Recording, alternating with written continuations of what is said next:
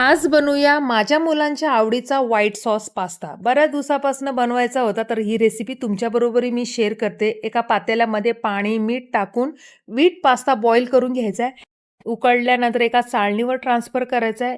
एका कढईमध्ये थोडंसं बटर टाकायचं आहे आणि दाखवल्याप्रमाणे भाज्या तुम्ही यामध्ये मशरूम, बेबी कॉर्न, लाल पिवळी शिमला मिरची ॲड करू शकता किंवा चेरी टोमॅटो त्याचाही टेस्ट खूप भारी येतो.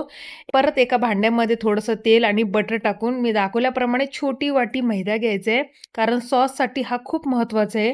व्यवस्थित मिक्स करून घ्यायचं आहे. 1 कप दूध लागणार आहे, तो पण मोठा.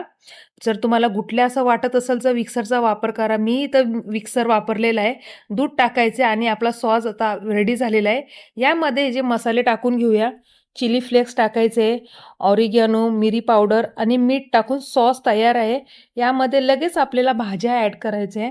उकडलेला पास्ता आणि 2 ते 3 मिनिटासाठी मिक्स व्यवस्थित करून घेऊया आणि प्रोसेस्ड चीज भरभरून टाकायचं आहे, कारण मेन हिरो हाच आहे. तुम्हाला कशी ही रेसिपी वाटली?